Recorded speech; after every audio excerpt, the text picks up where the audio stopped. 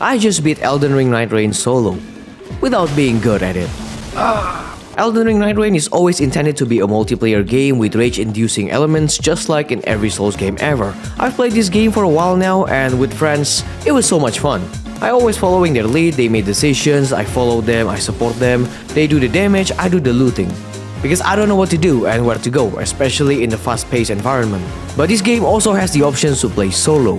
Some of them can be hard, some of them are better to do it solo, and with bare minimum knowledge and mediocre set of skills, I put on my big boy pants and dive into the journey to take down all 8 nightlords by myself. Trust me, if I can do it, you can too. Probably. I'm using ironeye for the entire run. Now, is this the optimal choice? Yes, this is your easy mode right here. But that also depends on the user. To put on considerations, he is a focused dex character with bow as his main weapon that seems to be compatible with all the nightlords. His skill is pretty much useful as support or to be ranged DPS, but for solo player, I gotta utilize them differently. We will talk about relics and builds later on, and also I put all the timestamps down below if you wanna see only a specific expedition. As for now, let's jump into the first nightlord, and that is Gladius. But before fighting him head on, I'm gonna explain a TLDR about the mechanic of this game. So, you gotta drop into the map like it's Fortnite, except it's Limgrave. Oh, sorry, it's called Limveld here. You got exactly 14 minutes to gather everything you need before the night comes and the circle will shrink into a smaller spot. And after that, the boss for the day will show up. You got 3 days in total, and if you survive, you can fight the Nightlord. But I had absolutely no idea where to go first when playing solo for the first time. One thing that I remember when playing with friends is always going to the closest location, whether it's a ruin or a fort or a camp. But what I did know is that I need 2 things, levels and weapons. Leveling up was obvious, more stats, better survivability, but weapons, that's where things get a little different. You can actually equip up to 6 weapons in Nightreign, and here's the kicker. Every single weapon has a passive ability that will benefit you, even if that weapon just sits in your inventory. So, even if the weapon doesn't suit your playstyle, don't sleep on it. I went to some locations that has bosses inside and tried to beat them to get what I considered good weapons with good buffs. I don't have a specific build in mind at the moment, and I just used my basic Elden Ring knowledge to see which boss is easier to beat to get some easy runes as well. Getting to churches also become a priority to boost my flash amount. I haven't played regular Elden Ring in a while, so I have to rely on my muscle memory. This becomes a massive problem because I'm dying a lot. And every single death eats into that precious 14 minutes timer. And also you lose a level if you die. But only 1 level from the first time you die. So if you keep dying back to back, you won't lose any more level. For the first time experience, I'm constantly feeling like I'm falling behind. But I have to keep going, and to prove that I have everything I need is by fighting a day 1 boss, which is the horrible bell-bearing hunter. This is why I picked ironeye in the first place, as shooting from distance is my way of living. And with that, day 1 is completed, with sweat drenched covering my body and my flash is empty. There wasn't any specific buff that can help me in the long run, but I'm still proceeding to day 2. As my main weapon changed to a hard bow that has holy as a damage type, I went to the closest tunnel I could find to get a smithing stone. Luckily, the bosses here wasn't that challenging. I bet you can beat them moderately easy. What I remembered in day 2, you should be eligible to explore the main castle in the middle. Correct me if I'm wrong guys, but the only entrance I know to get the talisman inside is from below the castle. There will be a boss with red eyes, but they quite beatable as long as it's not a bell-bearing hunter. I play regular Elden Ring and I'm still gonna avoid the Sith Lord if you get what I mean. Inside the castle there's a talisman you can get. It's definitely randomized, so pick one you need and move on. Now I'm still trying to gather a bunch of runes by killing as many bosses as possible. Sometimes when starting up the match, there might be a shifting earth event, and in this run, it's a rotten jungle. I wasn't quite familiar with the power-up mechanic at the moment, so I was kinda struggling to fight the day 2 boss because the rot is kinda distracting me. Luckily, it's only 3 Sentinel and his goons, even if it's a 3 versus 1 kind of thing, but they mostly just idling around so you can focus on one of them. I beat all of them and got the damage boost as the reward. Day 3, we finally able to reach the final boss. I upgraded my weapon and bought the Wending Grace. If you play solo, the merchant here will always sell 1 Wending Grace and it will give you a second chance to revive yourself. This is a pre-patch gameplay, so the only way to revive is by using this thing, I think. So with only level 10, I'm ready to fight Gladius. And I still have 1 Stone Sword key left because I forgot to use it. I wouldn't expect a first try, but at least let me take this moment to learn the moveset first. Okay, with Gladius, I think his moveset isn't complicated at all, and when it comes to the battle style, I think it's much better to fight him in close range because it's easier to read his next move and also avoiding the sword. One thing unique about Nightreign, they now shows you the initial grab attack by showing a purple lightning before the grab. I would say the damage is a lot more significant, and that's probably because I play solo, but I'm not too sure, so please let me know if this is only a solo thing. By attacking the boss with the right weakness, it will stagger the boss for a bit and it cancels a specific move. Very handy. At some point, Gladius will separate his body into 3 different entities, and here goes the gang fight. Actually, not so much of a gang fight, because usually only one of them aggro towards me, but I don't know. Sometimes all of them become aggressive and my solution is just to run away. The marking skill from Ironeye is very useful to deal more damage and stagger them, but it's also very useful to utilize dodging more effectively. You know, I prefer to wait for them to merge into one before I start attacking, but I was still impatient in this new game.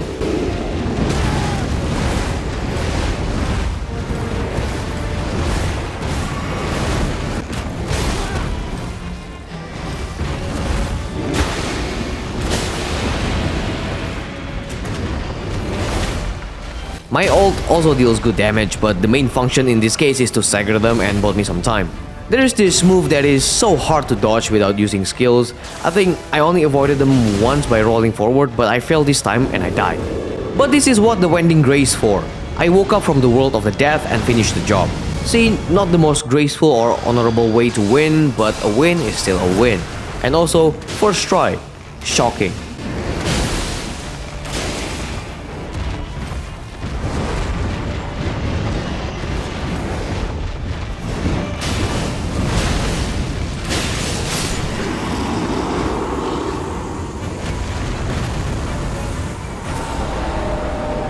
A quick update, a new patch just dropped and is actually a game changer for solo players like me. Now I can revive once without needing to find a Wending Grace, which is huge when you are constantly dying like me.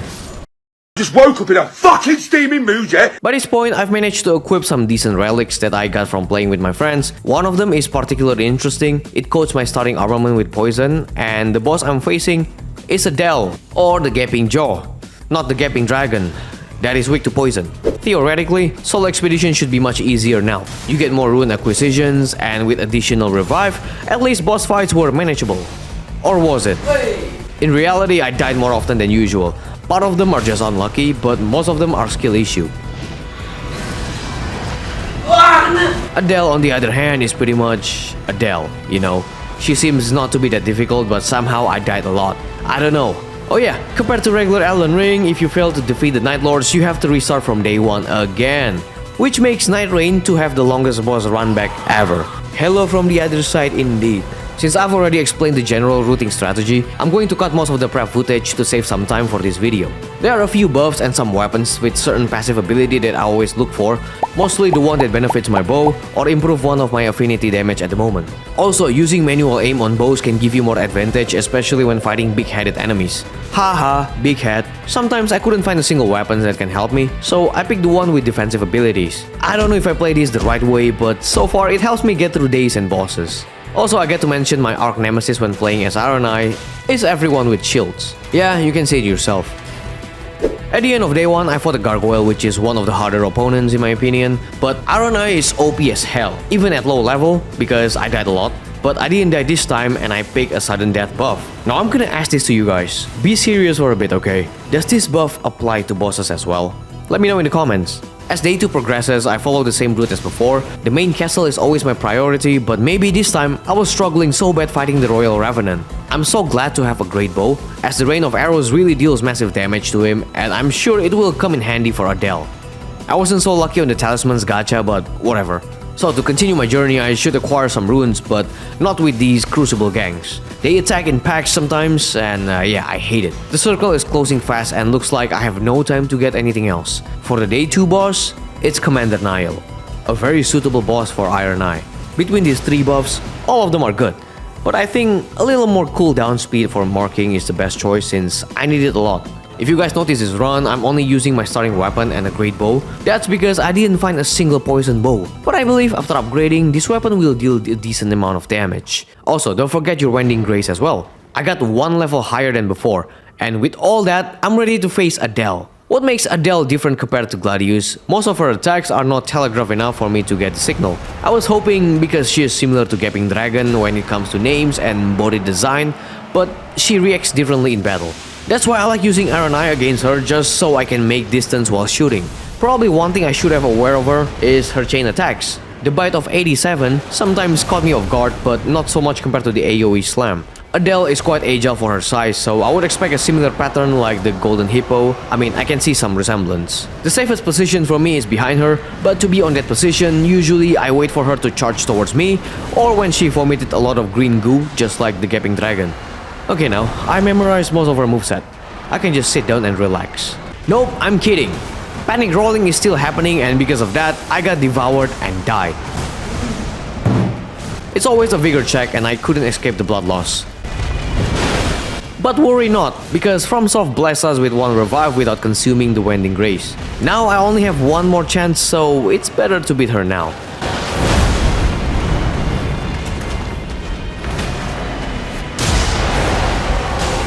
Her second phase now strikes you with additional lightning power. That AoE is so big that I have to surge sprint out of it. But that attack was still followed by a bunch of individual lightning strike. See how much I deal to her? Well, it's about endurance battle at the end of the day. But I think that's about every attack she can do, so yeah. Now my job is to memorize her moves and minimize the panic rolling.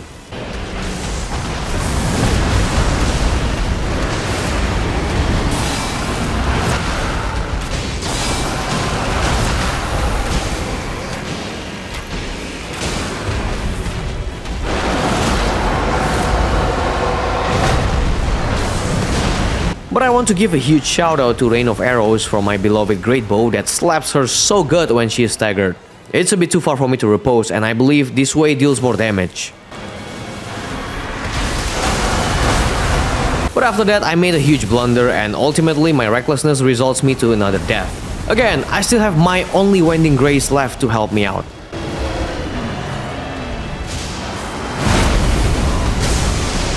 And with that, I claim the W. Right after missing my ult. Hey, it's me, the future Spartan.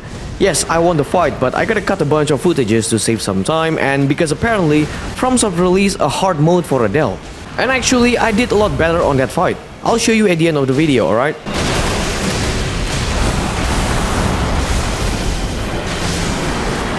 Hey, it's me, the future Spartan. So a little bit of spoiler here. I beat all the nightlords under level 15 and I just figured out why.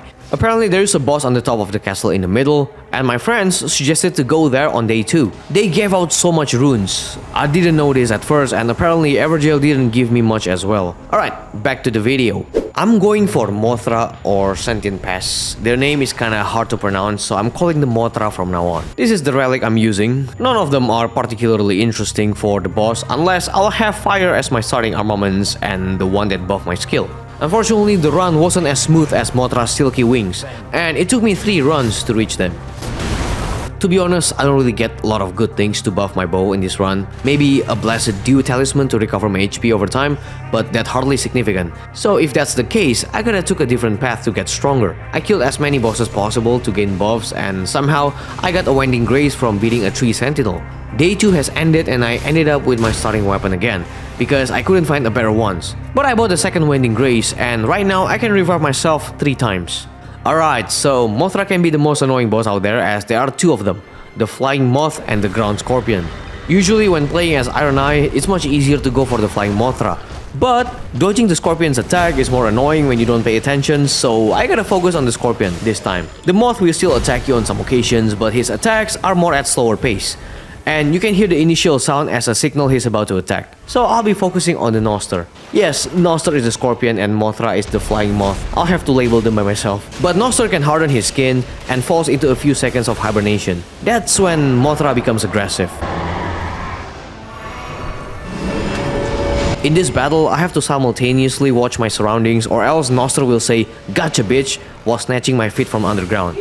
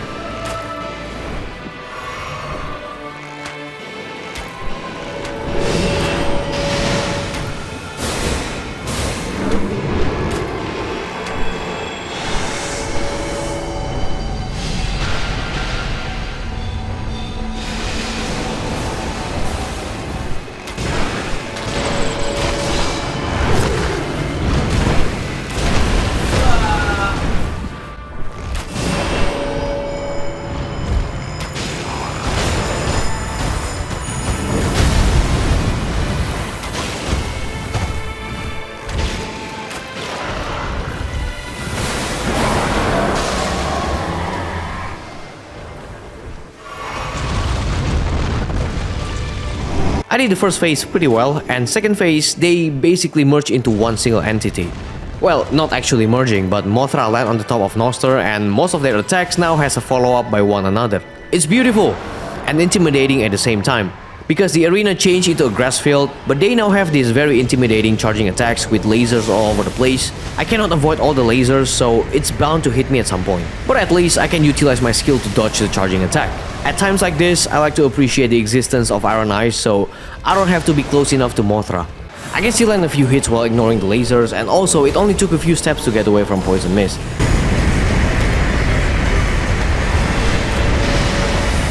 However, my chance to repose has completely thrown away because I failed to use that as opportunity.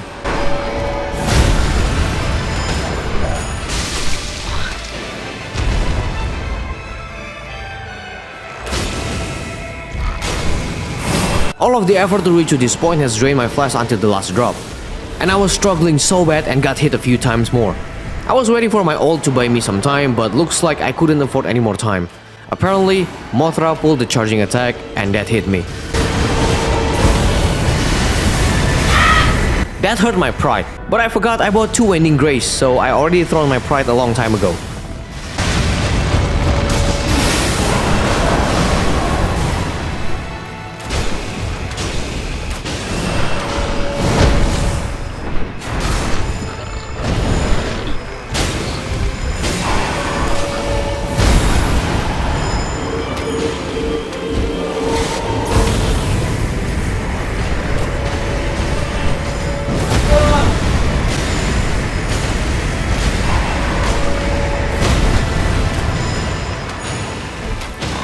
With that, Mothra, or Gnoster, died by the hand of the Fellowship. Alright, we can relax for a minute here because the next Nightlord is supposed to be one of the easier ones. That if you play as ranged character, and if you didn't fail at day 1 or day 2, like I did. Unfortunately, in this run, I also didn't find any loot jackpot, so everything will be as mediocre as before. The difference maybe this time we got another Shifting Earth event, and same thing as before, it's the Rod again. There's always a fort inside of the area and I kill the knight standing there, just like in the fort height. You know, some rotten weapon might help me in the run, but the most important thing is the map inside the fort. With that, I can find the power buff easily. Near that spot, there's a harder boss fight, indicated by a red outline on the map, but it was only an ancestor spirit, so I beat him in no time and made a slightly worse decision after that. As you can see, Godskin Duo is a day 2 boss. I would like to give them credit because of how much of a better fight of Godskin Duo compared to the original Elden Ring. It's almost like a 1v1 fight, and if you pay attention a little bit, I used the Earth Tree bow instead of the other bow that has rot in it. That also applies to the final boss. And yeah, I used that same weapon for the final boss as well. But I didn't know if the rod bow would do much better when fighting against Marius. But I can tell you why I picked the Earth Tree bow. It's because I thought it was a lightning infused weapon. Kinda mistook the holy logo with the lightning one. Rookie mistake. So I'll have to face Marius without the advantage of his weakness. Now this is why I say ranged character will do much better in this battle. Marius is similar to the flying Mothra. He took the floor is lava as his life principles, and that's why I gotta shoot him with arrows. I would say he's the easiest boss out of the entire Nightlords just because most of his attacks are easily dodgeable, and by maintaining distance, you basically in safe zones when he does any attack. Oh yeah, I forgot about the jellyfish, because you can just ignore them and keep walking while shooting. The explosion range isn't that big, and you can also shoot them if you prefer that way. You still have to maintain stamina though, don't forget about that, as Marius still have something under his tentacles. Now I heard if you kill the worm summons it also hurts Marius himself, but I prefer to stay on Marius because I'm a faithful man with principles in mind.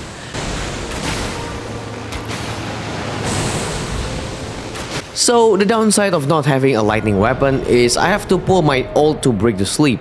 However, mine is still charging, so there is no way to avoid that. I tried to pull the rain of arrows, but he actually woke up faster than I expected. On the other hand, I have to experience the drowsiness and unable to move for a short time. This window is long enough for Marius to pull another attack on me. Luckily, he missed his shot, but unluckily, he didn't miss the second one. Now, the cycle continues as this is about endurance at the end of the day. Maybe one of the most important notes here, I have to pay attention to the worms as well. They hit pretty hard.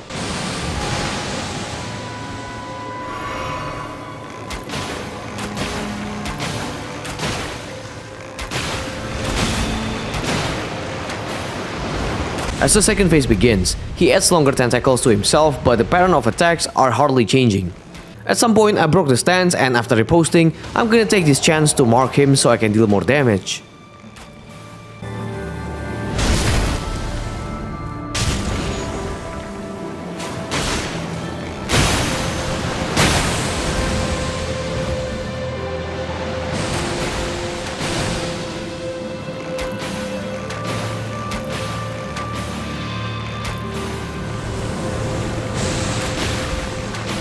I just noticed a small pattern.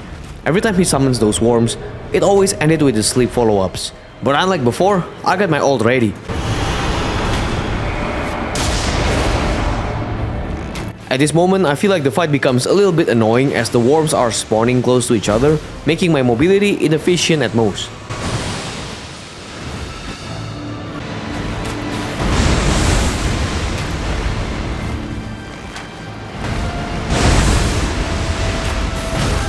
In the last ditch of effort, Marius dropped a nuclear bomb that is so dangerous, it's better to destroy it. Successfully destroying also hurts Marius even more. However, he didn't only drop Hiroshima on me, but also Nagasaki. And I didn't have enough time to destroy it, so I ran as far as I could.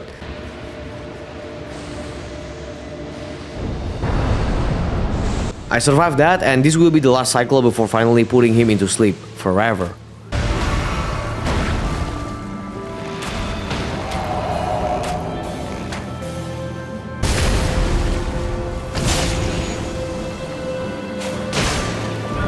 Unless I did some stupid shit.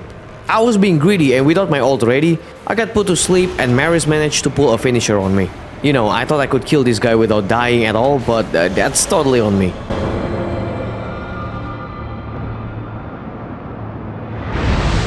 Thank goodness for having 2 Wending Graces and 1 free revive. Speaking about overkill.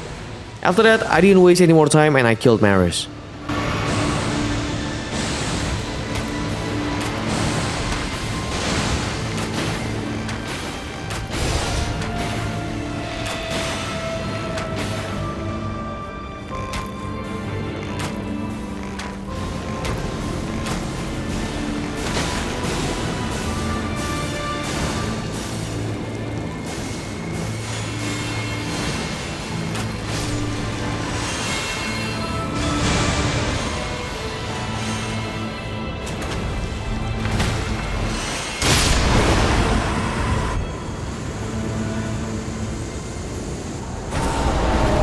While Marius is undoubtedly the easiest boss of them all, I would say the next one is the hardest boss.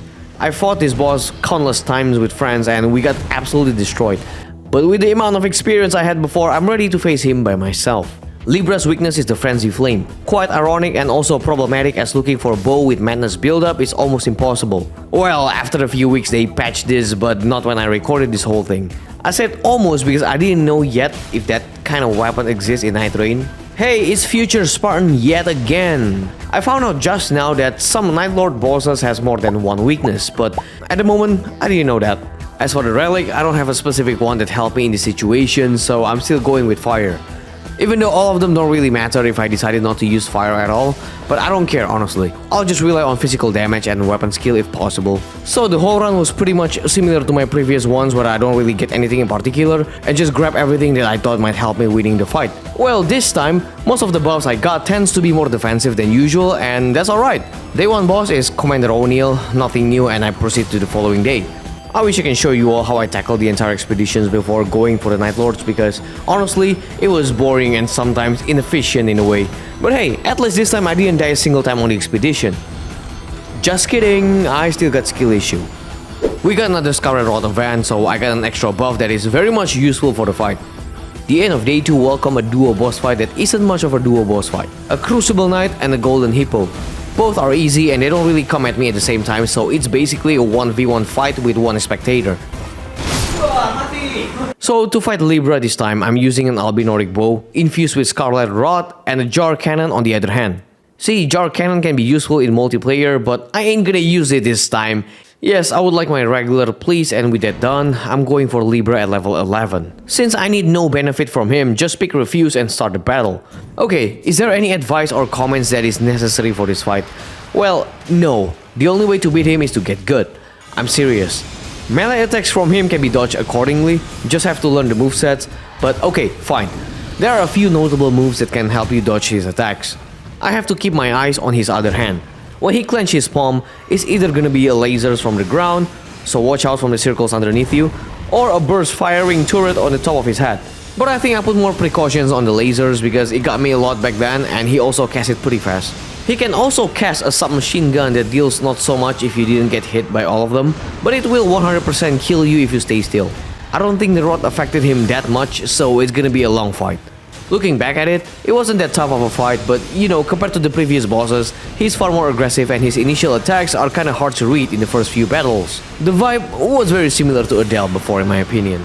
Now, once he went to the meditation state, it's time to pull my ult to disrupt him and he will become aggressive, but you can dodge to the side to avoid it completely. At the end of the chain rampage, he's gonna pull out the madness surge.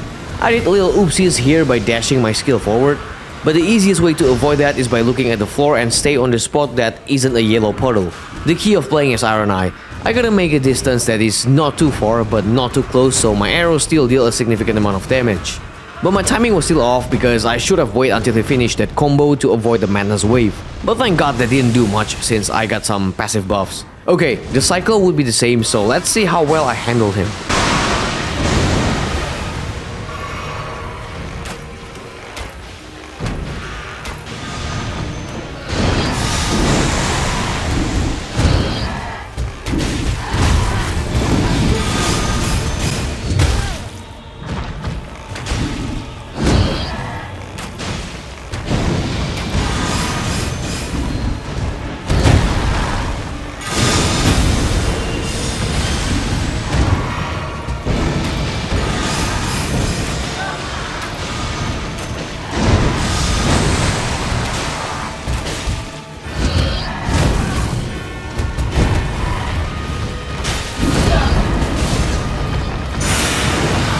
Now for the second meditation state, I don't have my ult ready, so what I can do here is shoot the floating seals around him. But I didn't get all of them, and now Libra has buffed himself with more damage and more defense. If he successfully buffs himself, he ain't becoming as aggressive as before, but now his attacks gets more substance, including the burst fire submachine gun that turns into a heavy machine gun that rotates. Speaking about danger.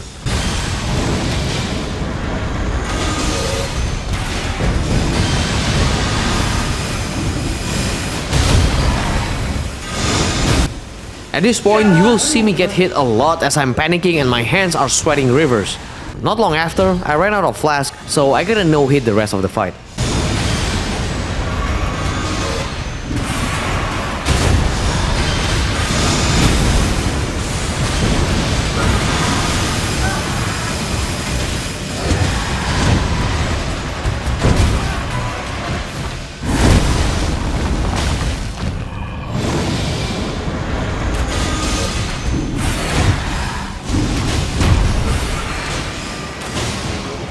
Libra has one more move just like Maris that increases the madness build-up real fast. However, it is so easy to nullify the effect by collecting the yellow seeds that spreads in the arena. Collect as many of them until he stopped.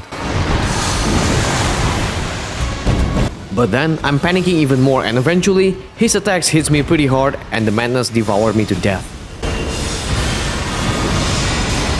First revive without consuming the Wending Grace. I gotta take this chance to beat him as he doesn't have a lot of HP left. And yes, I did dodge better at the moment and successfully disrupt him once more before he can get even stronger.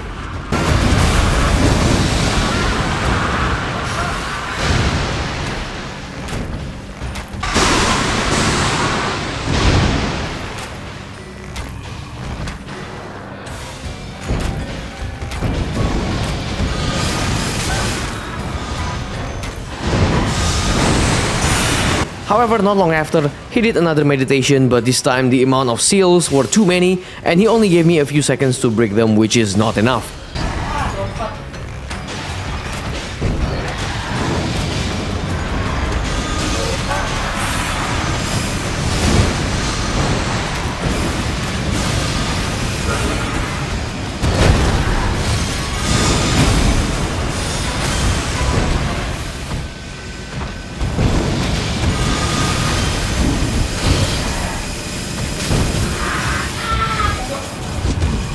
And then he pulverized me to my second death. That would be my last revive, and at the same time, Libra has only a tiny bit of HP left. So with all my being, I'm trying to survive long enough to beat him.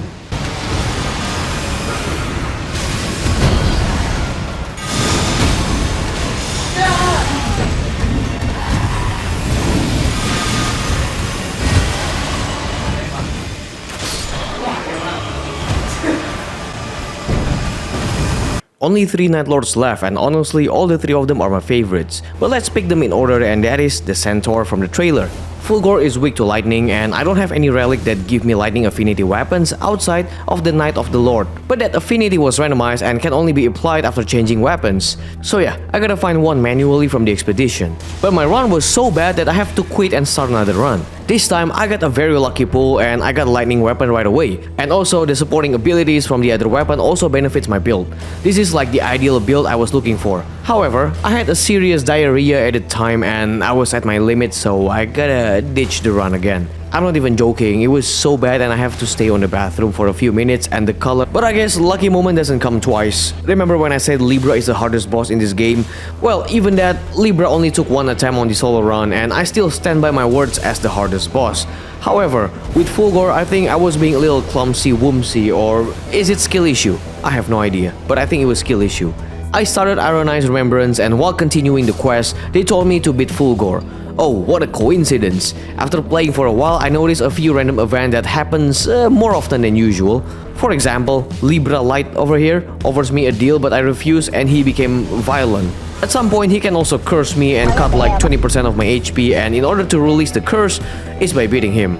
Thanks, but no, I'd rather have this amount of HP. I spent like 6 to 7 hours to learn the Nightdrift moveset, and I think having a good build doesn't really increase the odds of winning. The better option is to mastering the moveset. But I didn't give up on looking for a better option, since having a weakness advantage will surely buy me some times. And also, using lightning will benefit me even more as a dex character. So I'll start from clearing the nearest camps. If there isn't any logo in the map icon, that means the place has more than one type, and that one type could be a lightning one. That is surely a lightning weapon. So my goal is already completed at day 1. To wrap up the day, they summon a centipede demon as a day 1 boss. Well, without lava surrounding the arena, centipede demon is an absolute cakewalk. And with Ironeye, he's a cutie cupcake that walks funny with his even more funnier body parts. That turns alive. On day 2, I just need a few miscellaneous things and buffs to support me in a way. I didn't look for one in particular outside of buffing the lightning damage, but I'll take whatever I can get. I found one at the merchant and also a Naginata with periodical Glintblade. This one is very useful, I'll tell you that. Somehow when picking the Nightdrift as the expedition, I always get Nameless King as the final boss in day 2. Like, I've played for 7 hours now and it's always the Nameless King. Not that I'm complaining, one of my favorite boss in DS3 though, and surely an easy... fuck. Okay, apparently I still died in a few more runs. Now for the final run for Fulghor, I'm just gonna recap what are the things I got. Finally, I'm back at fighting this major a-hole. But the table has turned and I regained my memory on him. Also, unexpectedly, Morgoth appears as a second boss. This never happened before, but Morgoth is just Morgoth. I'm so ready and I had enough.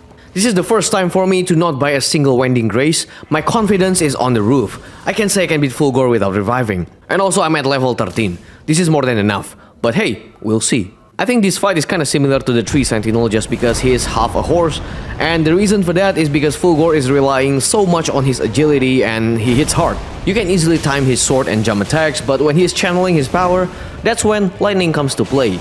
You have to break him.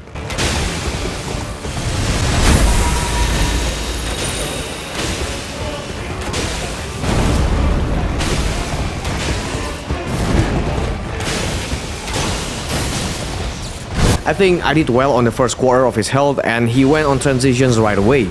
It's safer to utilize the marking skill to dodge, but he's going back and forth like 3 times, so I gotta be a little creative for the rest. Looks like I wasn't creative enough and got hit.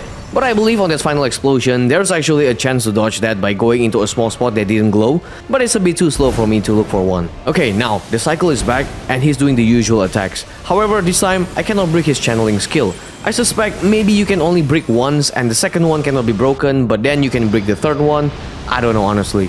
But because the miscalculations on that part, I gotta use that free revive. He still hasn't entered second phase, but right after I break the stance and repose him, phase 2 has already begun.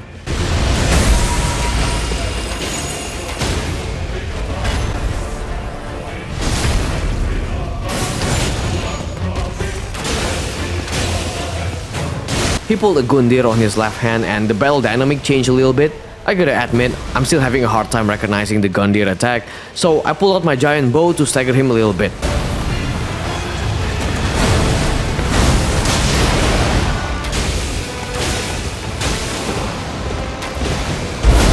But as you can see, I barely survived this move as I cannot see shit. The good thing is I can dodge the channeling moves perfectly as I already learned the timing, and with the help of my beloved Glint Blades, it broke the stance for the second time, and I claimed the W.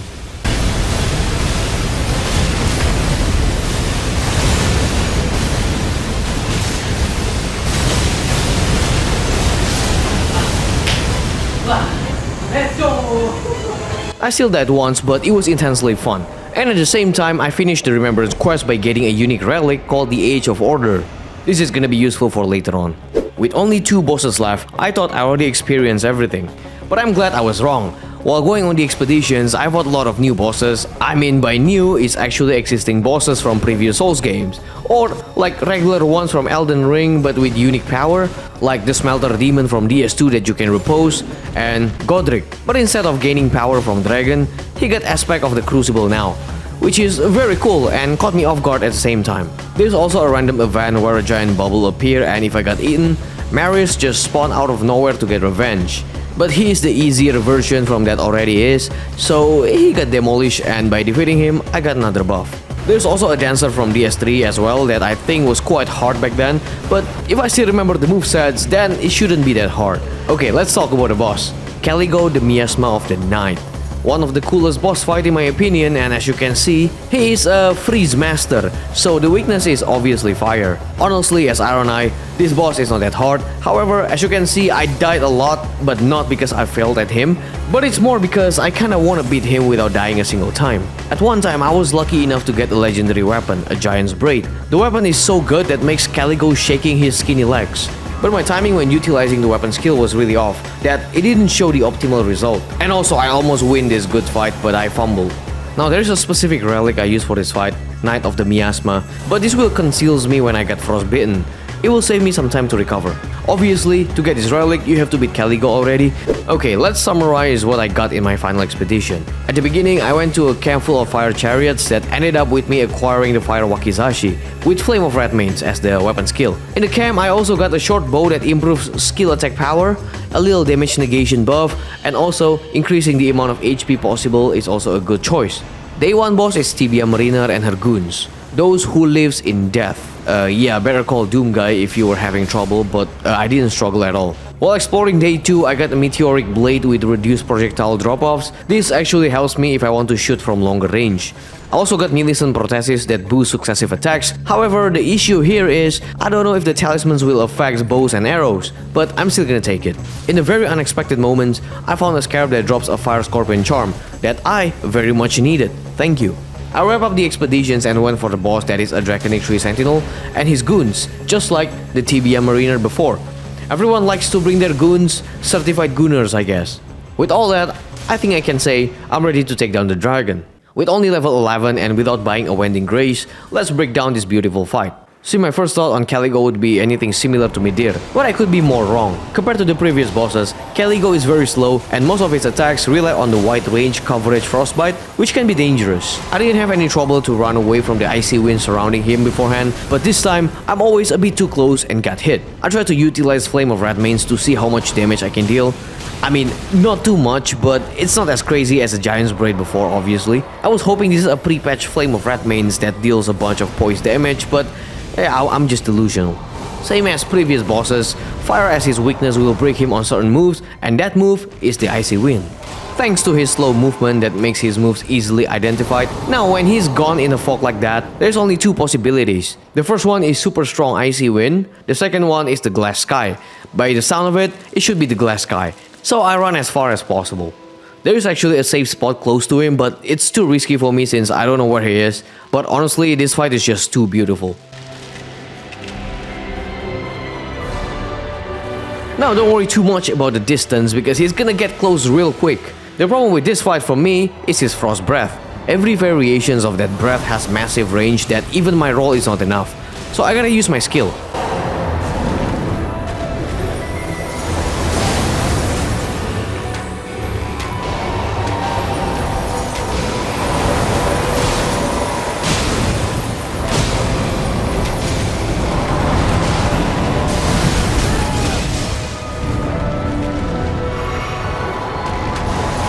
But there is another move that got me as well. I kinda forgot it has a follow-up, so I have to eat the damage as well. Usually after that move, he's gonna fly and start doing some crazy shit. But nah, not this time, my guy. I don't know how many times I've cancelled his move, but good shit. At this point, I'm saving my skill to use only when dodging. Not long after, he's about to fly again. But stay on the ground. I gotta repose. I believe it's already on second phase now, but it looks no different to me. One thing I notice now, the floor will grow some icicles. I call them the ice push. Now to stagger him one more time. I pulled my ult because if not, I will get frostbitten. Well, at the end I still got frostbitten though. But that's okay because this actually puts me in advantage because I turn invisible for a few seconds thanks to the relic. This spot is a bit too close and he's about to do another icy wind. But thanks to my marking skill, I'm able to pull that off without getting hit. You know, he really likes to do the tail attack, which I also like because it's easy to dodge. But this one is different, because it starts off with frost breath and once he pulls the tail whip, the icy bush surrounding it will also explode. Still not hard to dodge when you are in a good spot. Unfortunately, I couldn't show you his iconic and really cool flying attacks that throws a bunch of ice meteor from above because looks like I'm gonna end this fight soon. Shame, but still a good battle. A winning fight is always a good fight.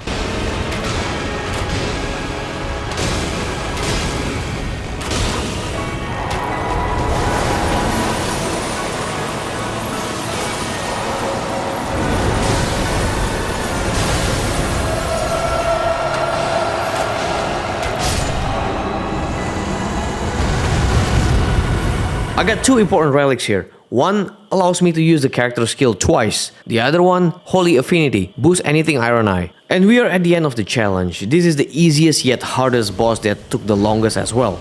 I would say the easiest because once you match the timing, the fight will take a short time. But why would I say this fight will be the hardest? Well, matching the timing wasn't easy. But I want this last fight to be deathless, so I took so many tries. Oh my god! During this attempt, there's a snow shifting earth going on, so of course I'm gonna go there. My time management was still bad, and even if I got the power, I still failed at killing the dragon. The run actually took so long. It turns my merc from 40k to 70k. But look, okay, there is a price to pay to get good, and unlike Libra's offer, I'm paying it right now. To begin with, my final expedition wasn't even a good one. Yes, I might found some good weapons that will support my beloved bow, but I got cursed again by fucking Libra. No, this time I ain't throwing my run because I spent 7 hours already in this single run. There's a merchant town that sells a unique items, usually a wending grace and some good talismans and weapons, but I got no money right now, so I'll have to pass on the offer, and maybe come back later once I have the runes. Once again, Commander O'Neill appears as day 1 boss, but his Gunner goons has to be eliminated right away because I'm tired of this shit already. Actually, I made my way back to the merchant town and bought a lot of goodies. After dying by Misbegotten and eventually killed him, I died again by Red Wolf this time. I'm under the castle right now, so it's best to get another buff, but I died yet again. Wow, this is a total bad run. After dying a few more times and acquired not so useful buff and talismans, I don't really get much time left, so I fought the closest boss I could find, and also going to Everjail if possible. Luckily, the Bloodhound Knight was kind enough to cooperate and I beat him. Level 10. Not too good for me, but it's fine. It's fine enough to tackle the Falling Star Beast though. Whatever, alright? I've been playing for a long time, so I don't care what level I'm currently on right now. I just want to beat Heolstor. Level 10, not buying a single Wending Grace. I'm ready to end it all. That doesn't sound right. What I mean is, I'm ready to beat Heolstor right away. This fight will be carried by the Holy Relic that give Holy Affinity to my starting weapon. Yep, that is the Night aspect. Do not get fooled by the appearance and his behavior that seems to be less of a threat. Think of him like Radagon. He moves swiftly yet slow and a lot of delayed attacks, but also, it's quite easy to learn his movesets as there isn't much variety to begin with. The benefit of having Holy as my affinity, it will stagger some moves but not every time. Thanks to dealing much damage, eventually he will spawn another hand to wield the Moonlight Greatsword that hasn't awakened the power just yet. The fight is easy, after 8 hours, but do not sit right away as this is only phase 1.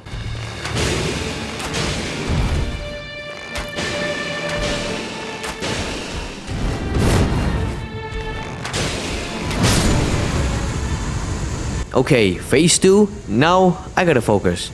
At the start of phase 2, he will always pull an explosion attack twice. But it was a delayed attack and I still have problem with the timing on his second explosion, so I got hit. Unlike every other bosses before, I couldn't shoot too many random arrows as his attacks tends to have a faster reaction speed compared to my recovery time. This is one of his combos that he pulls often and quite easy to dodge, similar to Radagon. However, he can now shoot from the Moonlight Greatsword from distance. The combo was pretty slow, so it caught me a few times before, but not right now. I managed to match my timing, but I couldn't match the next two explosion attacks, so just to be safe, I pull out my ult. What he about to do next, I still don't know exactly how to avoid that completely, but what I'm doing is just run to the side and dodge before the lightning explodes. Right now, Heolstor got cock-blocked by the sand, so thanks to that, I have a little bit of breathing room. You see, I don't really use the skill too often because I save them for emergency situations, like the next one. At some point, Heolstor will fly and cut the sky open, which is very cool. He's about to cast a massive explosion, but to dodge that, I'll just have to look at the floor. You see some small cracks appearing, and that's about the initial spot of the explosion. Now the color of the sky will determine his elemental buff, which can be random on every match. This time, he picked fire. From now on, every regular attack he does will have a crack on the ground that will hit me if I keep standing there. This actually distracts me a lot, so I gotta use my skill more often. Thank God for that relic, I can save my ass twice.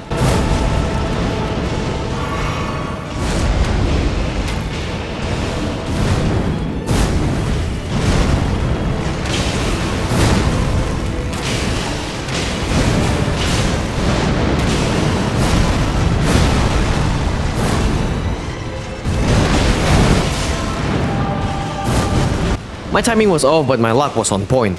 I broke his stance and deal a massive damage to his soulless body. But then, on the brink of desperation, he pulled out a quintuple slash combo that ended up with massive explosion. Dodging the slashes can be quite easy, but to this point, I couldn't dodge the explosion. But I was lucky I still have my skill ready at the time.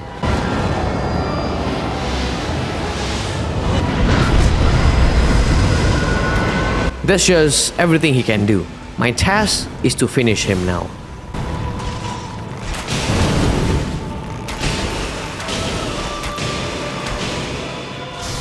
Well, that's about everything. Finally, from knowing nothing to become almost knowing nothing. But I managed to beat 2 bosses without reviving. That's good enough for me. Hold on, what is this? Everdark Sovereign? Okay then, one last ride. Even if it is the harder version of Adel, this time, I did it first try without dying. Also, I got everything right, and finally, for the first time ever, I'm at level 15. No!